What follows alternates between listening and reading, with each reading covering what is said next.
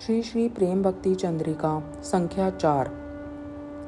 गुरुमुख पद्मा वाक्य हृदय करी महाशक्य आर न करी मने आशा। श्री गुरु चरणे रति एही से उत्तम गति जे प्रसादे पूरे सर्व आशा। श्री गुरु वाक्य का गुरुत्व। सुधा कणिका व्याख्या। श्री कृष्ण तत्ववेता सद्गुरु के चरणाश्रय के पश्चात अर्थात दीक्षा मंत्र आदि लेने के बाद गुरुदेव साधक को साधन भजन का उपदेश देते हैं। साथ ही श्री कृष्ण तत्व, भक्ति तत्व, रस तत्व आदि का उपदेश देते हैं। गुरुदेव की श्रीमुख निसृत वह उपदेशावली जितनी मधुमय और हृदयकृण रसायन होती है, उतनी ही भजन पद के लिए महाशक्तिशाली होती है। शीला ठाकुर महाशय इस त्रिपदी में पहले इसकी सूचना देते हुए कहते हैं, श्री गुरु मुख पद्मा वाक्य हृदय करी महाशक्य आर न करी मने आशा। भगवत भक्ति रसमय विग्रह श्री गुरुदेव के मुख कमल से निकला वाक्य रूपी मकरंद अथवा मधु जितना मधुर स्वादिष्ट है, उतना ही भक्ति रस उन्मादना से परिपूर्ण है। आश्रय शिष्य के प्रति स्नेह करुणा से विगलित चित्त गुरुदेव जिस उपदेश वाक्य का प्रयोग करते हैं, उसकी कहीं तुलना नहीं। साधक शुद्ध भगवत भक्ति मय विग्रह श्री गुरुदेव के श्रीमुख निसृत महाशक्य अर्थात भगवत प्राप्ति में महाशक्ति संपन्न वाक्य अर्थात श्री कृष्ण भक्ति प्रेम रस विषयक तत्व उपदेशमय वाणी को ही हृदय में धारण करे, अन्य सभी आशाओं का परित्याग करे। तात्पर्य यह है कि मायाबद्ध मानव की दुख दुर्दशा देखकर उसे तत्व उपदेश देकर अपनी भजनानंद रस माधुरी आस्वादन करा कृतार्थ करने के लिए जब करुणा में भगवान का चित्त विगलित होता है, तब भगवत स्वरूप समष्टि गुरु से भक्ति सिद्ध महापुरुष या व्यष्टि गुरु में गुरुत्व शक्ति का आविर्भाव होता है। वही यथार्थ सद्गुरु होते हैं। उन भगवान के करुणाघन विग्रह श्री गुरु की तत्व उपदेश वाणी भगवत प्राप्ति में इतनी महाशक्ति संपन्न होगी, इस बात में और संदेह की गुंजाइश नहीं रहती। तभी शीला ठाकुर महाशय कहते हैं कि जो कृष्ण प्राप्ति का लोभ रखते हैं, वह श्री गुरु की उस महाशक्ति संपन्न वाणी को हृदय में धारण करें और अन्य सब आशाओं का परित्याग करें।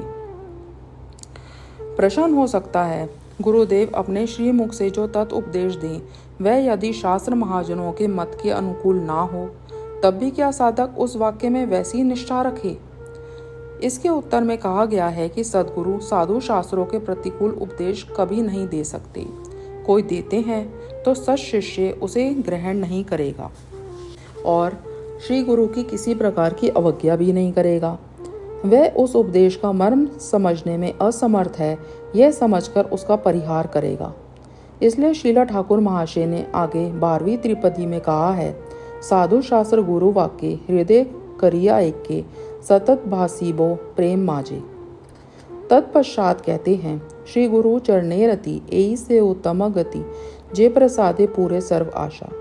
अर्थात जो लोग श्री गुरु द्वारा उपदिष्ट तत्वों को हृदय में धारण कर श्री गुरु पाद पद्मों में रति रखते हैं, वह श्री गुरु चरणों में निष्कपट भक्ति के बल पर ही प्रेम राज्य की समस्त प्राप्त वस्तुओं में सर्वश्रेष्ठ श्री राधा प्राण बंधु की प्रेम सेवा, श्री चरण कमलों का संवाहन आदि अन्यास प्राप्त कर धन्य होते हैं।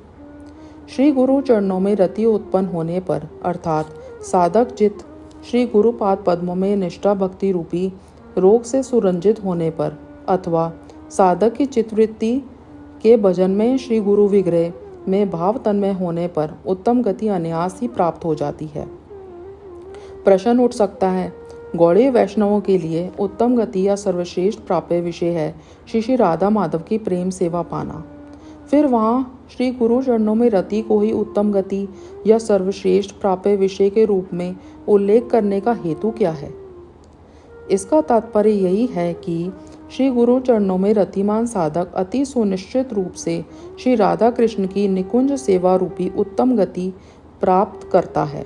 इसलिए हेतु मत भाव कार्य कारण संबंध से श्री गुरु चरण रति एवं भगवत प्राप्ति रूपी उत्तम गति दोनों का अभिन्नत्व बताया गया है। आयु घृत मिति, घृत ही आयु है। देखा जाए तो घृत आयु नहीं, घृत सेवन से आयु वृद्धि होती है। आयु वृद्धि अति सुनिश्चित है। इसलिए कहा गया है घृत ही आयु है। तभी शीला ठाकुर महाशय ने श्री गुरु चरणों में रति और उत्तम गति इन दोनों को अभिन्न बताते हुए निरूपित किया है कि श्री गुरु चरणों में रति ही साधक का एकमात्र परम साधन और साध्य है। निष्कर्ष यही है कि जहाँ श्री गुरु चरणों में प्रीतिमयी भक्ति है, वहाँ अव्यभिचारी रूप में उत्तम गति भी विद्यमान है। जे प्रसादे पूरे सर्व आशा, अर्थात जिन गुरुदेव के प्रसाद से या जिनके प्रसन्न होने से श्री वृंदावन में मणि निकुंज मंदिर में श्री श्री राधा कृष्ण की प्रेम सेवा, चंवर डुलाना, चरण दबाना आदि रूपी समस्त आशाएं पूरी हो जाती हैं। जे सब आशा श्री राधा माधव की प्रेम सेवा की शाश्वत आकांक्षा साधक के अंतर में भरी रहती है। अपनी अभिष्ट उसी प्रेम सेवा की आकांक्षा गुरुदेव के प्रसाद से ही पूरी होती है। ग्रंथकार शीला ठाकुर महाशय ने वही आशा अपने प्रार्थना पद में व्यक्त की है। कुसुमित वृंदावने नाचत शिखिगणे पिककुल भ्रमर झंकारे, प्रिय सहचरी संगे गाइया जाइबे रंगे मनोहर निकुंज कुटीरे, हरि हरि मनोरथ फली बेया मारे, दुहक मंथर गति कौतुके हेराबती अंग भरी पुलक अंतरे, चौधी के सखीर माजे राधिकार इंगिते चिरुनी लैया करे धरी, कुंटिल कुंतल सब बिथारी आंचरब बनाई बा विचित्र कवरी, मृगुमत मलयज सब अंगे लेपब पराइब मनोहर हार, चंदन कुमकुमे तिलक बनाइब हेरब मुख सुधाकर, नील पटांबर जतने पराइब पाए दिब रतन मंजीरे, भृंगारेर जले रांगा चरण धुआइब मुछाइब आपन चिकुरे, कुसुम कोमल दले सेज बिछाइब शयन कराबो दोहाकारे,